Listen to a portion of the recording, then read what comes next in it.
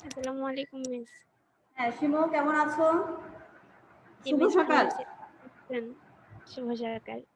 কেমন আছেন মিস? হ্যাঁ, শিমু আমাকে শুনতে পাচ্ছো? জি মিস কেমন আছেন? আলহামদুলিল্লাহ। তুমি কেমন আছো? হ্যাঁ মিস ভালো আছি। ওকে, আমরা সকলের জন্য একটু ওয়েট করি। সকলে জয়েন করুক।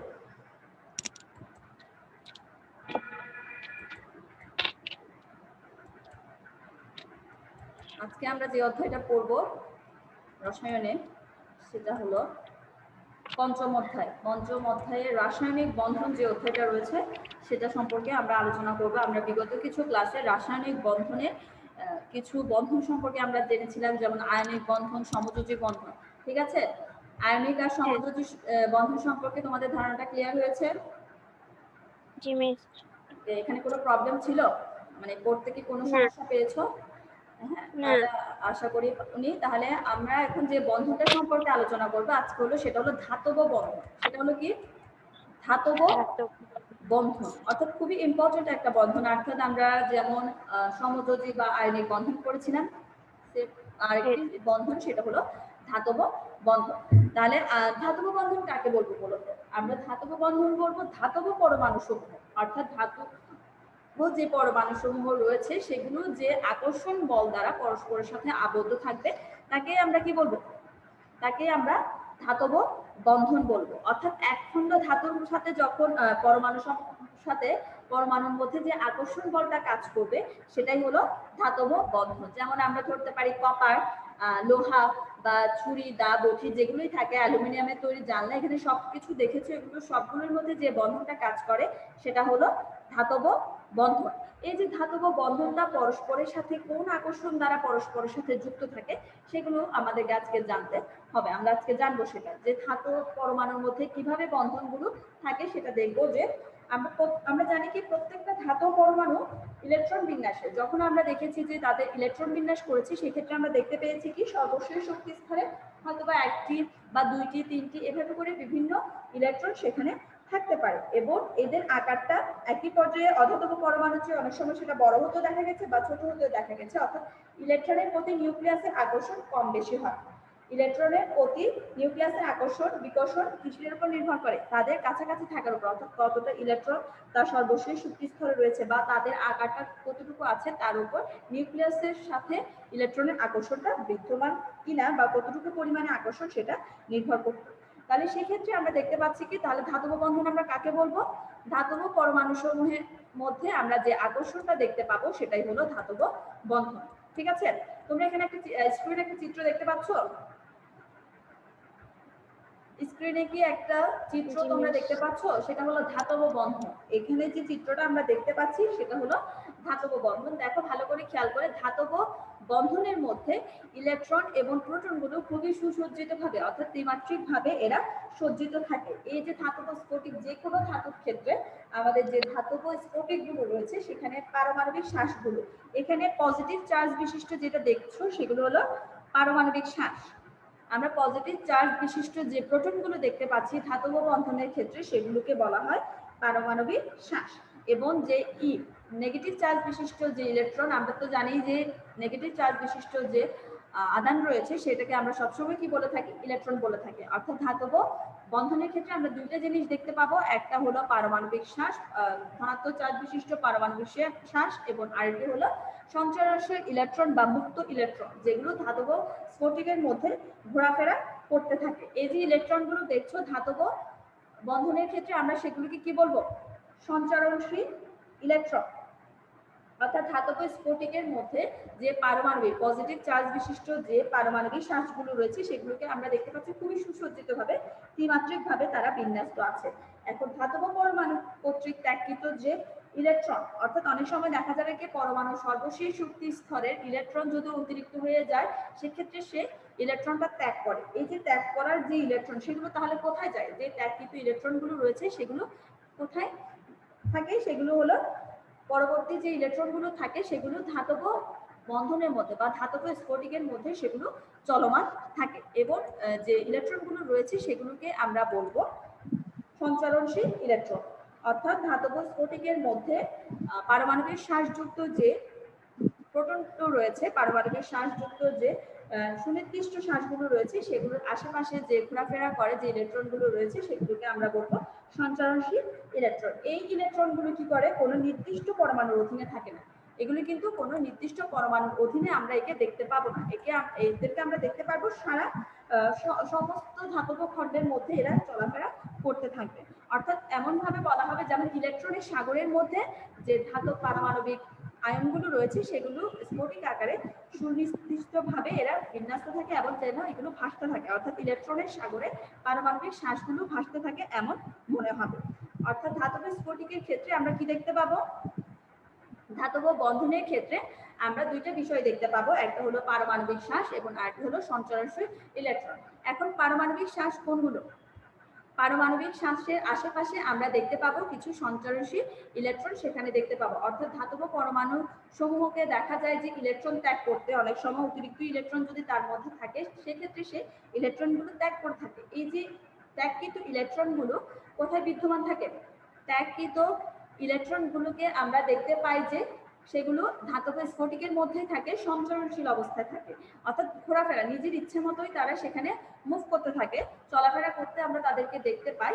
সেই কারণে বলা হয় যে ইলেকট্রনের এই ত্যাগকৃত ইলেকট্রনগুলোকে বলা হয় সঞ্চরণশীল ইলেকট্রন। অর্থাৎ ইলেকট্রনের সাগরের মধ্যে ধাতব স্ফটিকগুলো ভাসমান অবস্থায় থাকে এবং তাদের মধ্যে যখন অবস্থান করতে থাকে ধাতব স্ফটিকের মধ্যে যখন ধাতব আয়নের মধ্যবর্তী স্থানে সঞ্চরণশীল, এটা আমরা দেখতে পাচ্ছি কি মাঝামাঝি অবস্থায় তাদেরকে ইলেকট্রনগুলোকে আমরা সঞ্চরণশীল ইলেকট্রনগুলোকে দেখতে পাচ্ছি। সেক্ষেত্রে ইলেকট্রনের প্রতি ধাতব আয়নের একটা আকর্ষণের সৃষ্টি হয়, অর্থাৎ স্থির বৈদ্যুতিক আকর্ষণ। এই আকর্ষণটাকে আমরা কি বলবো? এই আকর্ষণটিকে আমরা কি বলবো? ধাতব স্ফটিকের মধ্যে ধাতব যে আয়নগুলো থাকবে সেখানে মাঝখানে যে আমরা সঞ্চরণশীল ইলেকট্রনগুলো দেখতে পাচ্ছি, এই সঞ্চরণশীল ইলেকট্রনগুলোর মধ্যে আমরা এক ধরনের বৈদ্যুতিক আকর্ষণ দেখতে পাবো, যেটাকে বলা হবে ইলেকট্রোস্ট্যাটিক বা বৈদ্যুতিক আকর্ষণ। এখন এই যে ধাতব আয়নের দুটো পরস্পর থেকে বিচ্ছিন্ন করা যায় না, এই ইলেকট্রনগুলো বৈদ্যুতিক আকর্ষণ থাকার কারণে কিন্তু এদেরকে পরস্পর থেকে বিচ্ছিন্ন করা যায় না। এটা মূলত ধাতব বন্ধনের মূল কারণ। অর্থাৎ ধাতব বন্ধন কেন পরস্পরের সাথে এত গভীরভাবে পরস্পরের সাথে যুক্ত থাকে? তাহলে আমরা কি বলবো এখানে ধাতব বন্ধন কাকে বলে? তাহলে হ্যাঁ শিমু বলো, ধাতব বন্ধন বলতে কি বুঝো?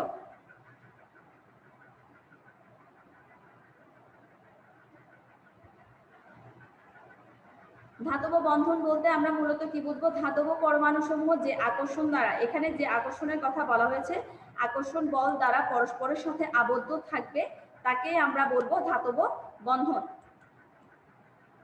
হ্যাঁ তোহান, তুমি কি আমাকে শুনতে পাচ্ছ? তাহলে আমরা যে ধাতব বন্ধন করছি, রাসায়নিক বন্ধনের মধ্যে একটা বন্ধন রয়েছে যেটা হলো ধাতব বন্ধন। ধাতুর পরমাণুগুলোর মধ্যে যে বন্ধন থাকে, পরস্পরের সাথে যে বন্ধনে আবদ্ধ হয় তাকে আমরা বলি ধাতব বন্ধন। ধাতব বন্ধনে এখানে কিছু চিত্র দেওয়া হয়েছে যে ধাতব বন্ধনগুলো ধাতুর স্ফটিকের মধ্যে সুসজ্জিতভাবে বিন্যস্ত থাকে এবং যে এখানে আমরা দেখতে পাচ্ছি কিছু পারমাণবিক শ্বাস, অর্থাৎ পজিটিভ চার্জ বিশিষ্ট যে প্রোটনগুলোকে দেখতে পাচ্ছি ধাতব বন্ধনের ক্ষেত্রে আমরা সেগুলোকে বলবো পারমাণবিক শ্বাস। এবং ধাতব পরমাণু যে ইলেকট্রনগুলো ত্যাগ করে, অর্থাৎ তাদের কোনো যদি অতিরিক্ত ইলেকট্রন থেকে থাকে, সেই ইলেকট্রন যদি তারা ত্যাগ করে তাহলে সেটা কোথায় যায়? সেটা মূলত পারমাণবিক শ্বাসের মধ্যবর্তী স্থানে তারা ভাসতে থাকে। ধাতব পরমাণুগুলো কোথায় ভাসতে থাকে? ধাতব পরমাণুগুলোর মধ্যবর্তী স্থানে সঞ্চারণশীল ইলেকট্রনগুলো ভাসতে থাকে এবং তার কারণে ইলেকট্রনগুলোকে আমরা বলবো সঞ্চারণশীল ইলেকট্রন। এই কারণেই কিন্তু আমরা ধাতব বন্ধনের মধ্যে যে ইলেকট্রনগুলো দেখতে পাবো সেগুলো কেমন দেখতে পাচ্ছ তোমরা? হ্যাঁ রায়হান, তুমি কেমন? তাহলে কিভাবে দেখতে পাচ্ছ বন্ধনগুলো?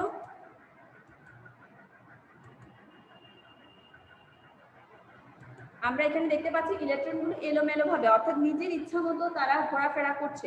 এই যে ইলেকট্রনগুলো নিজের ইচ্ছা মতো ঘোরাফেরা করছে সেজন্য আমরা তাদেরকে বলবো সঞ্চারণশীল ইলেকট্রন। অর্থাৎ এরা চাইলে যে কোনো জায়গায় কি করতে পারে, অর্থাৎ এই ধাতব স্ফটিকের ভেতরে, বাইরে না, এই ধাতব স্ফটিকের ভেতরে পারমাণবিক শ্বাসের মধ্যবর্তী স্থানে ইলেকট্রনগুলো ইলেকট্রনগুলো ভাসমান থাকবে। এটা মনে হবে যে যেন ইলেকট্রনের সাগর, এমন ভাবে ইলেকট্রনগুলো থাকে যেমন ধাতব বন্ধনের মধ্যে মনে হবে যে ইলেকট্রনের সাগর সাগর দেখতে পাচ্ছি আমরা, এমনই মনে হচ্ছে। এবং সাগরের মাঝখানে ভাসমান অবস্থায় পারমাণবিক ধাতব আয়নগুলো অর্থাৎ পজিটিভ চার্জ বিশিষ্ট ধাতব আয়নগুলো আমরা এখানে দেখতে পাচ্ছি। এখানে ধাতব আয়ন অর্থাৎ পারমাণবিক শ্বাস এবং সঞ্চারনশীল ইলেকট্রনের মধ্যে কিন্তু এক ধরনের আকর্ষণ বল কাজ করবে, এক ধরনের বৈদ্যুতিক আকর্ষণ, যে কারণে আমরা বলছি যে ধাতব বন্ধনের মধ্যে যে আকর্ষণ বল থাকবে তা দ্বারা পরস্পরের সাথে আবদ্ধ থাকবে, সেটাকে আমরা বলবো কি ধাতব বন্ধন। তাহলে এখানে এক ধরনের বৈদ্যুতিক আকর্ষণ বল কাজ করবে।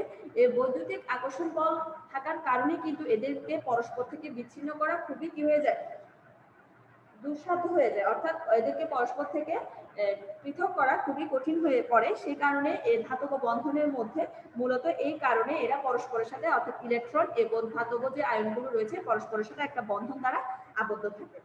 এর ক্ষেত্রে ধাতব বন্ধনের ক্ষেত্রে দুইটা বৈশিষ্ট্য রয়েছে কিন্তু। তাহলে আমরা কি বলতে পারবো ধাতব বন্ধন কাকে বলে? হ্যাঁ সুমাইয়া তুমি বলো, ধাতব বন্ধন কাকে বলে? ধাতব পরমাণুসমূহ যে আকর্ষণ বল দ্বারা পরস্পরের সাথে আবদ্ধ তাকে ধাতব বন্ধন বলে। আমরা এখানে চিত্রের মধ্যে কি দেখতে পাচ্ছি, এখানে যে পজিটিভ চার্জ বিশিষ্ট যে কমলা রঙের যে আমরা বলগুলো দেখতে পাচ্ছি, এগুলোকে কি বলা হয়? আমরা এগুলোকে কি বলবো? ধাতব বন্ধনের এই যে পজিটিভ চার্জ বিশিষ্ট কমলা বর্ণের কিছু বলের মতো আমরা দেখতে পাচ্ছি, সেগুলোকে আমরা বলবো কি পারমাণবিক শ্বাস। কি বলবো? এগুলিকে বলা হবে পারমাণবিক শ্বাস। মনে থাকবে, ধাতব স্ফটিকের মধ্যে পজিটিভ চার্জ বিশিষ্ট যে ধাতব আয়নগুলো আমরা পাবো তাদেরকে আমরা কি বলবো? পারমাণবিক শ্বাস। এগুলো কোত্থেকে এসেছে যদি বলা হয় তখন আমরা কি বলবো? ধাতব পরমাণু সমূহ অনেক সময় কি করা যায়, তার যে অতিরিক্ত সর্বশেষ শক্তি স্তরে যদি এক বা একাধিক ইলেকট্রন থাকে, সেই ইলেকট্রনটাকে ত্যাগ করে ধনাত্মক আয়নে পরিণত হয়। সে এক বা একাধিক ইলেকট্রনকে ত্যাগ করে তারা কিসে পরিণত হয়? ধনাত্মক আয়নে। আমরা জানি ত্যাগ করলে সে পজিটিভ আয়নে কনভার্ট হবে, সেক্ষেত্রে ধনাত্মক আয়নে পরিণত হবে। এই ধনাত্মক আয়নগুলোকে বলা হবে পারমাণবিক শ্বাস। ধনাত্মক আয়নগুলোকে কি বলা হবে? পারমাণবিক শ্বাস। ঠিক আছে, তাহলে আমরা বলেছি যে ধাতব পরমাণুর মধ্যে যে আকর্ষণ থাকবে সেটাকে বলা হবে ধাতব বন্ধন।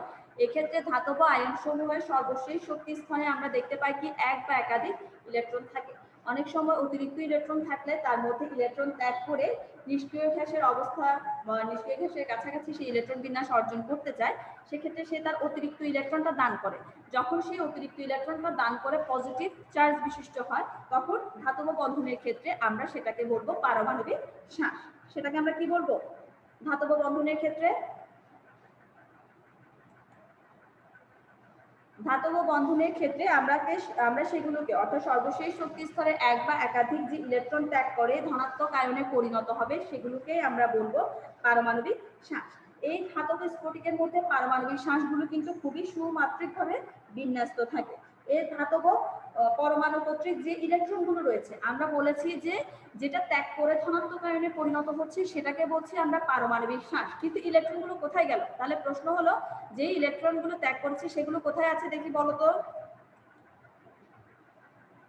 হ্যাঁ সুমাইয়া বলো, ধাতব পরমাণু যখন ইলেকট্রনটা ত্যাগ করবে সেটা কোথায় যাবে ধাতব স্ফটিকে?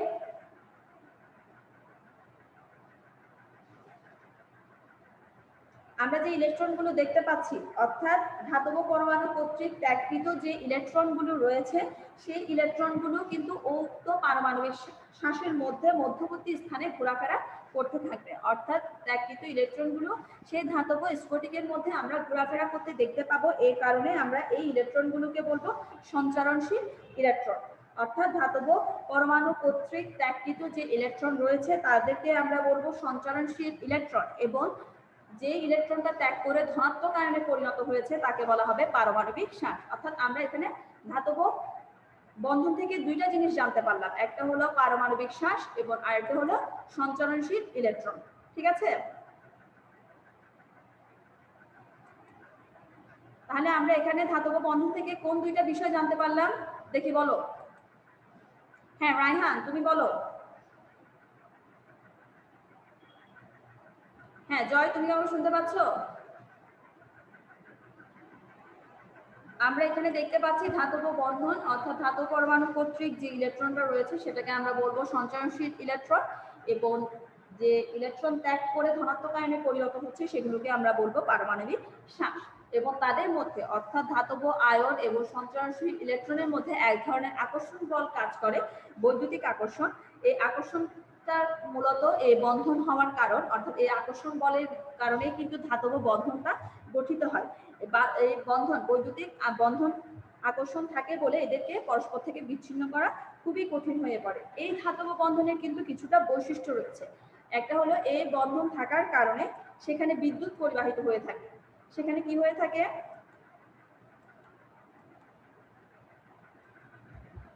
আমরা সেই ক্ষেত্রে কি দেখতে পাবো? ধাতব বন্ধনের ক্ষেত্রে দুই ধরনের বৈশিষ্ট্য আমরা দেখতে পাবো, অর্থাৎ সেখানে বিদ্যুৎ পরিবাহিতা। আমরা জানি ধাতু হলো বিদ্যুৎ পরিবাহী এবং তাপ পরিবাহী, অর্থাৎ ধাতুর মধ্যে বিদ্যুৎও পরিবহন করা সম্ভব হয় এবং তাপও পরিবাহিত হয়। সেটা কি কারণে হয়? যদি তোমাদেরকে বলা হয় ধাতুর বিদ্যুৎ পরিবাহিতা ব্যাখ্যা করো, তাহলে কি বলবো? আমরা জানি সকল ধাতু, যত ধাতু রয়েছে সবগুলো ধাতুই বিদ্যুৎ পরিবাহী। এটা পরিবাহী হওয়ার কারণ কি? এখানে কিছু সঞ্চরণশীল ইলেকট্রন আমরা দেখতে পেয়েছি, অর্থাৎ ধাতব বন্ধনের ক্ষেত্রে আমরা কিছু বিচরণশীল কিছু ইলেকট্রন, সঞ্চরণশীল ইলেকট্রন দেখতে পেয়েছি। এই সঞ্চরণশীল ইলেকট্রনগুলোই কিন্তু মূলত কিসের কাজ করে? বিদ্যুৎ পরিবহনের কাজ করে। যদি এই সঞ্চরণশীল ইলেকট্রনগুলো না থাকতো, এখানে ধাতব স্ফটিকের বিদ্যুৎ পরিবহনটা সম্ভব হতো না। আমরা যখন একটা ধাতব খণ্ডকে, ধরো মনে করো এটা একটা ধাতব খণ্ড, এটা দুটা প্রান্ত যদি আমরা ব্যাটারি ধনাত্মক এবং ঋণাত্মক প্রান্তের সাথে যুক্ত করি, সেক্ষেত্রে ইলেকট্রনগুলো, এখানে যে ইলেকট্রন নেগেটিভ চার্জ বিশিষ্ট ইলেকট্রন তোমরা স্ক্রিনে দেখতে পাচ্ছ, সেই ইলেকট্রনগুলো ঋণাত্মক প্রান্ত থেকে অর্থাৎ নেগেটিভ প্রান্ত থেকে পজিটিভ প্রান্তের দিকে প্রবাহিত হবে। ধাতব খণ্ডের দুই প্রান্তকে যখন আমরা পজিটিভ এবং নেগেটিভ প্রান্তের সাথে যুক্ত করব, ইলেকট্রনগুলো কোন দিকে প্রবাহিত হবে? ঋণাত্মক থেকে ধনাত্মক প্রান্তের দিকে পরিবাহিত হবে। অর্থাৎ ধনাত্মক প্রান্ত থেকে ঋণাত্মক প্রান্তের দিকেই মূলত বিদ্যুৎটা পরিবাহিত হবে। আর যদি এখানে সঞ্চরণশীল ইলেকট্রন না থাকতো, সেক্ষেত্রে কোনো বিদ্যুৎ পরিবহন করা সেক্ষেত্রে সম্ভব হতো না।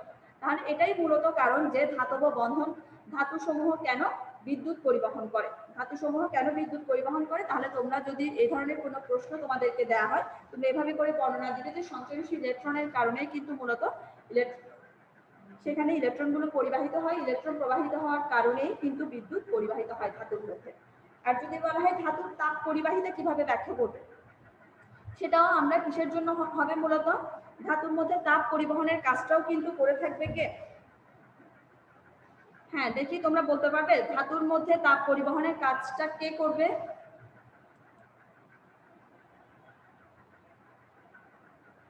হ্যাঁ সুমাইয়া, তুমি কি শুনতে পাচ্ছ? তোহা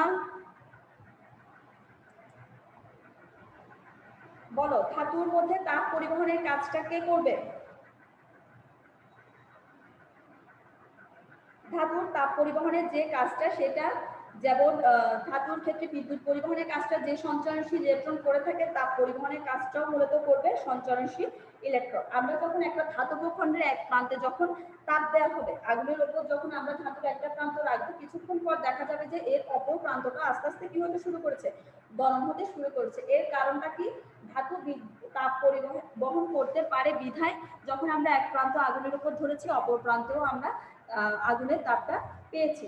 সেই কারণে বিদ্যুৎ এখানে যে পরিবহনের কাজটা যে করেছে সে হলো সঞ্চরণশীল ইলেকট্রন। সঞ্চরণশীল ইলেকট্রনগুলো ধাতব স্ফটিকের মধ্যে বিদ্যুৎ বলো তাপ বলো এগুলো পরিবহনের কাজ করে থাকে। অর্থাৎ তাপ যখন পাবে, যখন ধাতব স্ফটিকের মধ্যে তাপ পাওয়ার সঙ্গে সঙ্গে সঞ্চরণশীল ইলেকট্রনগুলো সেখান থেকে শক্তি গ্রহণ করবে, অর্থাৎ আগুনের তাপ থেকে সেই শক্তি গ্রহণ করবে এবং তার গতিবেগটা বেড়ে যাবে। এবং যখন ইলেকট্রনগুলোর তাপটা বাড়তে থাকবে আস্তে আস্তে, তখন যে প্রান্তে আগুনে ধরা হচ্ছে সেই প্রান্ত থেকে তাপটা আস্তে আস্তে অপর প্রান্তে স্থানান্তরিত হবে, অর্থাৎ ধাতুর এক প্রান্ত থেকে পরিবহন অন্য প্রান্তে ঘটবে।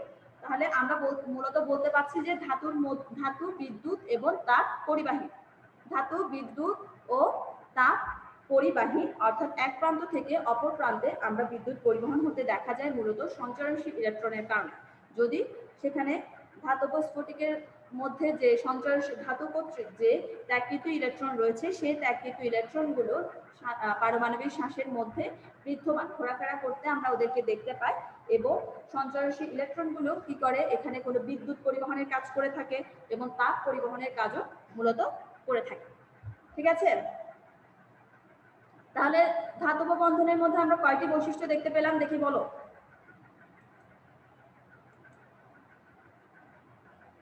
হ্যাঁ সুমাইয়া,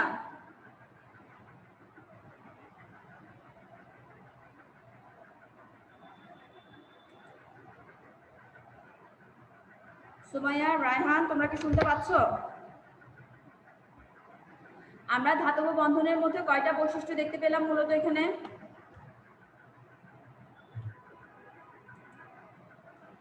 আমরা এখানে দুই ধরনের বৈশিষ্ট্য আমরা ধাতব বন্ধনের ক্ষেত্রে বলতে পারবো, যে ধাতব বন্ধন বিদ্যুৎ পরিবাহী অর্থাৎ ধাতু বিদ্যুৎ পরিবাহী এবং তাপ পরিবাহী। ঠিক আছে, এরপরে আমি তোমাদেরকে কিছু কোয়েশ্চেন করবো, তোমরা একটু স্ক্রিনের দিকে খেয়াল করো, প্রশ্নগুলো আনসার দেওয়ার চেষ্টা করো। হ্যাঁ সুমাইয়া, তুমি কি আমাকে শুনতে পাচ্ছ?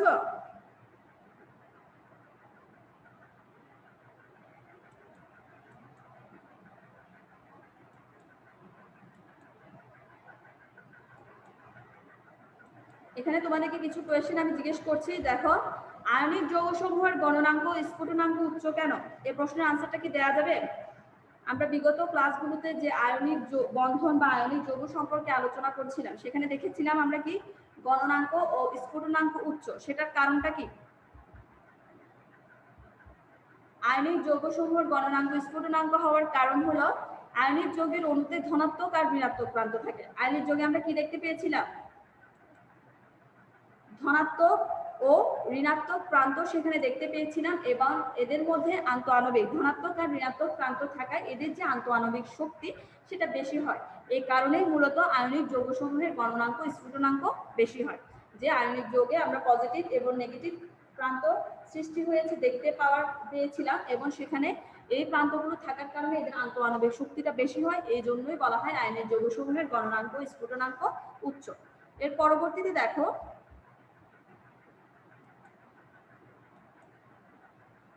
সমযোজী যৌগসমূহের গণনাঙ্ক স্ফুটনাঙ্ক কেন কম হয়ে থাকে? সেক্ষেত্রে আমরা কি বলবো? সমযোজী যৌগসমূহের গণনাঙ্ক স্ফুটনাঙ্ক কম কেন হয় যদি বলা হয়, আমরা সেক্ষেত্রে বলবো যে সমযোজী যৌগসমূহের অণু নিরপেক্ষ, অর্থাৎ সেটা কোনো নিরপেক্ষ থাকে, সেখানে কোনো কি ইলেকট্রন ভাগাভাগি করে থাকে কিন্তু সে নিরপেক্ষ অবস্থায় থাকে, এবং অণুসমূহের মধ্যে এক ধরনের যখন শেয়ার করে, তাদের পরমাণু সমূহ যখন পরস্পরের সাথে শেয়ার করে একটা সমযোজী যৌগের যে বন্ধনগুলো রয়েছে, সেখানের ক্ষেত্রে আমরা দেখতে পেয়েছি সমযোজী যৌগের অণু নিরপেক্ষ হওয়ার কারণে এদের মধ্যে এক ধরনের দুর্বল আকর্ষণ বল কাজ করে। যেহেতু বলাই হয়েছে যে দুর্বল আকর্ষণ বল তাদের মধ্যে বিদ্যমান এবং তাদেরকে ছিন্ন করতে তেমন কোনো শক্তির প্রয়োজন হয় না, বিধায় আমরা বলি যে সমযোজী যৌগসমূহের গণনাঙ্ক ও স্ফুটনাঙ্ক কম হয়ে থাকে। সমযোজী যৌগসমূহ নিরপেক্ষ হওয়ার কারণে এবং তাদের মধ্যে দুর্বল আকর্ষণ বল বিদ্যমান থাকায় সমযোজী যৌগসমূহের গণনাঙ্ক ও স্ফুটনাঙ্ক নিম্ন হয়ে থাকে। হ্যাঁ, তোমরা কি প্রশ্নের আনসারগুলো বুঝতে পেরেছো?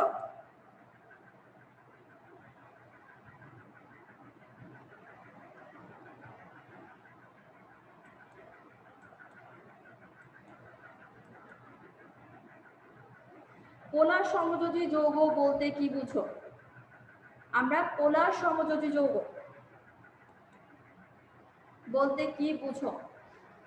দেখা যায় কি যে সমযোজী যৌগের মধ্যে পোলারিটি সৃষ্টি হবে তাদেরকে আমরা বলবো পোলার সমযোজী যৌগ। যেমন পানির ক্ষেত্রে আমরা দেখেছিলাম H2O, সেক্ষেত্রে আমরা দেখেছিলাম যে পানির H2O এর ক্ষেত্রে হাইড্রোজেন এবং অক্সিজেনের মধ্যে অক্সিজেনের তড়িৎক্রিয়াত্মকতার মানটা বেশি পেয়েছিলাম, যার কারণে কি করেছে অক্সিজেন ইলেকট্রন তার নিজের দিকে বেশি টানে, অর্থাৎ ইলেকট্রন শেয়ারিং এর যে ব্যাপারটা হয় সমযোজী যৌগের ক্ষেত্রে আমরা জানি, সেই ক্ষেত্রে অক্সিজেন অধিক তড়িৎ ঋণাত্মক হওয়ায় সে ইলেকট্রন তার নিজের দিকে বেশি টেনে নেয়, যার কারণে যে মৌলসমূহ বা যে পরমাণু সমূহ তার নিজের দিকে ইলেকট্রন বেশি টেনে নেয় সেটা নেগেটিভ চার্জ বিশিষ্ট হয়। অর্থাৎ এখানে সেক্ষেত্রে আমরা দেখেছিলাম যে পানির ক্ষেত্রে অক্সিজেনের তড়িৎ ঋণাত্মকতার মান বেশি হওয়ায় সেই ইলেকট্রন তার দিকেই বেশি টেনে নেওয়ার কারণে সে নেগেটিভ চার্জ বিশিষ্ট আয়নে পরিণত হয় এবং হাইড্রোজেন পজিটিভ চার্জ বিশিষ্ট হয়। এক্ষেত্রে কোনো সমযোজী যৌগের ক্ষেত্রে যখন দেখা যায় যে ধনাত্মক আর ঋণাত্মক প্রান্ত সৃষ্টি হচ্ছে, সেগুলোকে আমরা বলবো পোলার সমযোজী যৌগ। অর্থাৎ যে সমযোজী যৌগে পোলারিটি সৃষ্টি হয় আমরা তাদেরকে বলবো পোলার সমযোজী যৌগ। হ্যাঁ জয়, তুমি বলো পোলার সমযোজী যৌগ বলতে আমরা কি বুঝি?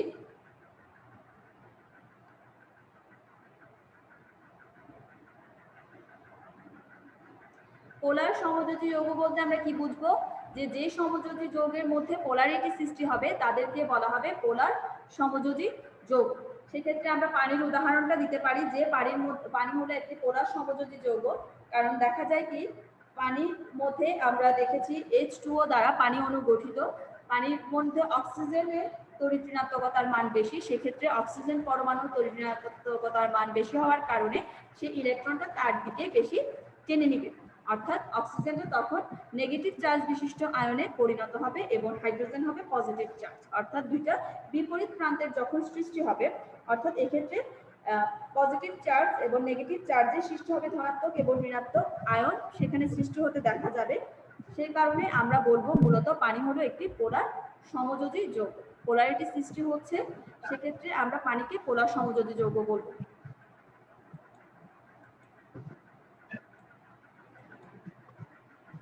এরপরে আরেকটা যে প্রশ্ন রয়েছে, বিদ্যুৎ পরিবহনের জন্য ধাতব খণ্ড ব্যবহার করা হয় কেন? আমরা যে বিদ্যুৎ পরিবহনের যে কাজটা সেখানে কেন ধাতব খণ্ড ব্যবহার করা হয় সেটা যখন বলা হবে সেক্ষেত্রে আমরা প্রশ্ন উত্তরটা দিব যে আমরা দেখেছিলাম ধাতব বন্ধন। আজকে আমাদের যে আলোচ্য বিষয় ছিল সেটা হলো ধাতব বন্ধন। ধাতব বন্ধনের ক্ষেত্রে দেখেছি আমরা কি সেখানে কিছু পারমাণবিক সাঁচ ধাতব স্ফটিকের ক্ষেত্রে, অর্থাৎ ধাতব পরমাণু সমূহ যে ইলেকট্রনগুলো ত্যাগ করে ধনাত্মক আয়নে পরিণত হয় সেগুলোকে বলা হতো পারমাণবিক শ্বাস, এবং যে ইলেকট্রনগুলো ত্যাগ করছে সেগুলোকে বলা হতো সঞ্চরণশীল ইলেকট্রন। এই সঞ্চরণশীল ইলেকট্রনের জন্য মূলত ধাতব বন্ধনের মধ্যে আমরা দেখেছিলাম বিদ্যুৎ পরিবহন হতে দেখা গিয়েছিল। সেক্ষেত্রে দেখো, অর্থাৎ ধাতব পদার্থের মধ্যে বিদ্যুৎ পরিবহনের জন্য মুক্ত আয়ন বা ইলেকট্রনের উপস্থিতি প্রয়োজন। অর্থাৎ একটা ধাতব পদার্থ যদি কোনো ইলেকট্রনই ত্যাগ না করে সেক্ষেত্রে কোনো বিদ্যুৎ পরিবহন হবে না। আমরা জানি সকল ধাতুই বিদ্যুৎ পরিবাহী, এর কারণ হলো ধাতব পরমাণু সমূহ তার সর্বশেষ শক্তি স্তরের ইলেকট্রনগুলো ত্যাগ করতে পারে, তাদের সর্বশেষ শক্তি স্তরের ইলেকট্রনগুলো ত্যাগ করতে পারে।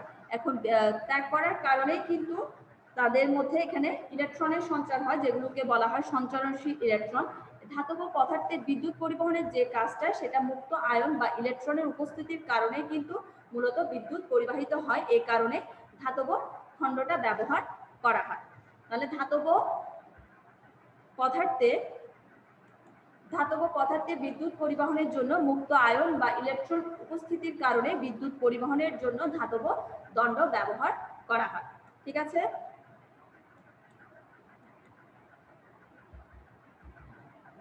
হ্যাঁ, তাহলে তোমাদেরকে আমি এখানে কিছু কোয়েশ্চেন করব। হ্যাঁ, তোমরা কি আমাকে শুনতে পাচ্ছ? সুমাইয়া, তোমাদের কিছু বহু নির্বাচনী প্রশ্ন জিজ্ঞেস করা হবে, দেখি একটু বলতে পারো কিনা। আমাদের এই অধ্যায়টা মোটামুটি শেষই হয়েছে, যে রাসায়নিক বন্ধনের মধ্যে তোমাদের কোনো প্রশ্ন কি অজানা রয়ে গেছে?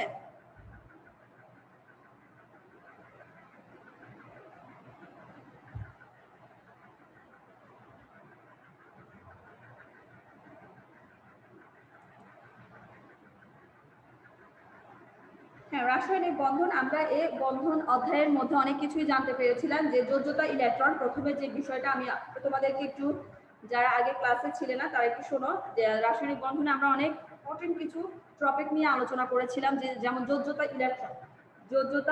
ইলেকট্রন যে বিষয়টা, যে কোনো মৌলের ইলেকট্রন বিন্যাসের সর্বশেষ শক্তি স্তরে আমরা যে ইলেকট্রনগুলো দেখেছিলাম সেগুলোকে বলা হয় যোজ্যতা ইলেকট্রন। এরপরে আমরা জেনেছিলাম যোজনী বলতে মূলত কি বোঝায়? একটা পরমাণুর সাথে আরেকটা পরমাণুর যে যুক্ত হওয়ার ক্ষমতা সেটাকে বলা হবে যোজনী বা যোজ্যতা।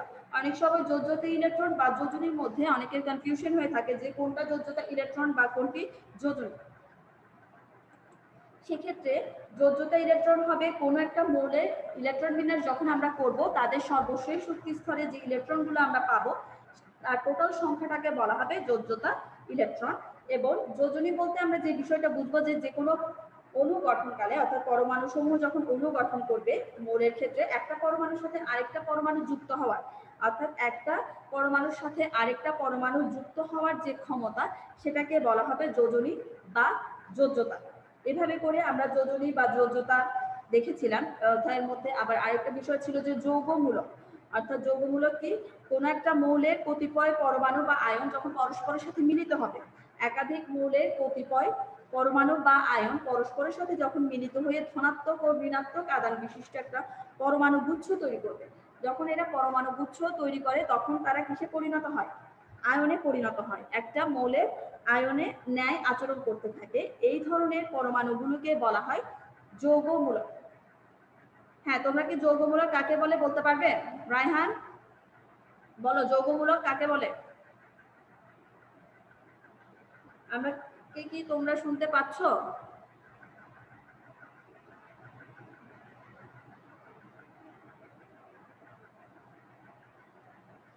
আমরা যৌগমূলক অর্থাৎ রাসায়নিক বন্ধনের বিগত যে গুলো করানো হয়েছে সেখানে আমরা কিছু সংজ্ঞা দেখেছিলাম। সেখান থেকে হলো যৌগমূলক। যৌগমূলক বলতে আমরা কি বুঝি? একাধিক মৌলের পরমাণু সমূহ যখন পরস্পরের সাথে মিলিত হয় তখন ধনাত্মক ও ঋণাত্মক আদান বিশিষ্ট একটি পরমাণু গুচ্ছ তৈরি করে। যখন এরা পরমাণু গুচ্ছ তৈরি করে তখন তারা আয়নের ন্যায় আচরণ করে। এই ধরনের যে পরমাণু গুচ্ছগুলো রয়েছে সেগুলোকে বলা হবে যৌগমূলক। যৌগমূলক কিন্তু ধনাত্মক বা ঋণাত্মক দুই ধরনেরই হতে পারে। যোজনীর ক্ষেত্রে আমরা কোনো ধনাত্মক ঋণাত্মক এর কথা আসবে না যোজনীর ক্ষেত্রে, শুধুমাত্র আমরা সংখ্যাটাই উল্লেখ করব। কিন্তু যখন আমাদেরকে বলা হবে যৌগমূলক, যৌগমূলক বলা হলে সেক্ষেত্রে অবশ্যই পজিটিভ এবং নেগেটিভ চার্জ বিশিষ্ট আদান সেখানে দিতে হবে যৌগমূলক বলতে, কারণ যৌগমূলককে প্রকাশ করতে ধনাত্মক এবং ঋণাত্মক চার্জ আদান ব্যবহার করা হয়ে থাকে। এরপরে আমরা দেখেছিলাম যে রাসায়নিক সংকেত আমরা কিভাবে লিখবো তার কিছু নিয়ম আমরা জেনেছিলাম, যে পানি বা কার্বন ডাই অক্সাইড যে মৌলগুলো আমরা লিখি সেটা কিভাবে লেখা হয়। অর্থাৎ একটা পরমাণুর যে ক্যাপিটাল ফর্মটা রয়েছে অর্থাৎ প্রথম দিকে প্রথম বর্ণটা আমরা লিখি, সেক্ষেত্রে হাইড্রোজেন প্রকাশ করতে আমরা এইচ প্রকাশ করি। যখন হাইড্রোজেনের দুইটা পরমাণুকে প্রকাশ করা হয় সেক্ষেত্রে আমরা H2 দ্বারা প্রকাশ করি। আবার দুইটা হাইড্রোজেন পরমাণু যখন একটা অক্সিজেন পরমাণুর সাথে যুক্ত হয় তখন তারা পানি গঠন করে। এভাবে করে কিন্তু রাসায়নিক সংকেত লেখার যে নিয়মটা সেগুলো তোমাদের সাথে আলোচনা করা হয়েছিল। এরপরে আর যে ইম্পর্টেন্ট বিষয় ছিল সেটা হলো অষ্টক ও দুইয়ের নিয়ম। এই অধ্যায়ের যে ইম্পর্টেন্ট একটা টপিক ছিল সেটা হলো অষ্টক ও দুইয়ের নিয়ম। সেটা হলো কি, অষ্টক নিয়ম আমরা কোনগুলোকে বলবো? অর্থাৎ কিছু কিছু মৌল রয়েছে যে তাদের সর্বশেষ শক্তি স্তরে দেখা যায় কি অনেক সময় অষ্টক পূর্ণ থাকে বা অনেক সময় অষ্টক পূর্ণ থাকে না। অর্থাৎ 8টা ইলেকট্রন দ্বারা পরিপূর্ণ থাকতেও দেখা যায়, বা 8টি ইলেকট্রনের অতিরিক্তও থাকতে পারে, কমও থাকতে পারে। যদি অতিরিক্ত থাকে সে তার ইলেকট্রনটা দান করবে, সে তার ইলেকট্রনটা দান করে তার কাছাকাছি যে নিষ্ক্রিয় গ্যাসগুলো রয়েছে, যেমন আমরা জানি নিষ্ক্রিয় গ্যাস বলতে হিলিয়াম, নিয়ন, আর্গন, ক্রিপ্টন, জেনন, রেডন, যে নিষ্ক্রিয় গ্যাসগুলো রয়েছে তাদের পারমাণবিক সংখ্যার কাছাকাছি ইলেকট্রন বিন্যাস অর্জন করার চেষ্টা করে। এক্ষেত্রে কাছাকাছি ইলেকট্রন বিন্যাস অর্জন চেষ্টা করে থাকে, সেক্ষেত্রে যদি ইলেকট্রন ত্যাগ করে অষ্টক পূর্ণ হয়, এই যে নিয়ম, অর্থাৎ একটা মৌল তার সর্বশেষ শক্তি স্তরে ইলেকট্রন ত্যাগ বা গ্রহণের মাধ্যমে 8টা ইলেকট্রন দ্বারা যদি পরিপূর্ণ হয়ে নিষ্ক্রিয় গ্যাসের কাছাকাছি ইলেকট্রন বিন্যাস অর্জন করে থাকে তাকে আমরা মূলত বলবো, এই নিয়মটাকে বলা হয় অষ্টক নিয়ম। আবার কিছু কিছু ক্ষেত্রে দেখা গিয়েছে যে 2টা ইলেকট্রন দ্বারা পরিপূর্ণ থাকে, অর্থাৎ যে সকল মৌলের ইলেকট্রন বিন্যাস আমরা দেখেছি যে 2টা ইলেকট্রন দ্বারা পরিপূর্ণ থাকে সেটা যে নিয়মটা ফলো করে সেটা হলো 2-এর নিয়ম। অষ্টক পূর্ণ করলে সেক্ষেত্রে অষ্টক পূর্ণের যে ব্যাপারটা রয়েছে সেটা হলো অষ্টক নিয়মের ক্ষেত্রে, এবং 2টা ইলেকট্রন দ্বারা যখন কোনো মৌল বা পরমাণু আমরা পরিপূর্ণ হতে দেখতে পাই সেক্ষেত্রে আমরা 2-এর নিয়মটা করতে দেখেছি। ঠিক আছে? হ্যাঁ, এবার দেখি বলো নিষ্ক্রিয় গ্যাস। তোমরা কি কেউ জানো নিষ্ক্রিয় গ্যাস কি?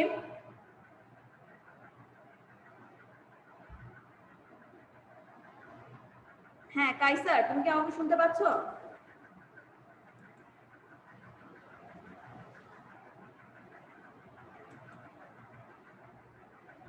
হ্যাঁ, আমরা যে নিষ্ক্রিয় গ্যাসের কথা বলেছিলাম, অর্থাৎ কিছু আমরা দেখেছি কি পর্যায় সারণীর 18 নং গ্রুপে কিছু মৌল রয়েছে যেগুলোকে মূলত বলা হয় নিষ্ক্রিয় গ্যাস। অর্থাৎ এই যে গ্রুপের মধ্যে নিষ্ক্রিয় গ্যাসগুলো রয়েছে তাদের ইলেকট্রন বিন্যাস, যেমন হিলিয়াম, নিয়ন, আর্গন, ক্রিপ্টন, জেনন, এদের ইলেকট্রন বিন্যাস তোমাদেরকে দেখানো হয়েছিল। প্রত্যেকটা ক্ষেত্রে আমরা দেখেছিলাম কি তাদের সর্বশেষ শক্তি স্তরটা অষ্টকপূর্ণ রয়েছে, অর্থাৎ 8টা ইলেকট্রন দ্বারা পরিপূর্ণ থাকে। অষ্টকপূর্ণ প্রত্যেকটা নিষ্ক্রিয় গ্যাসের সর্বশেষ শক্তি স্তরটা, যার কারণে অষ্টপূর্ণ থাকার কারণে তারা কারো থেকে ইলেকট্রন গ্রহণ করে না বা কাউকে ইলেকট্রন দান করে না।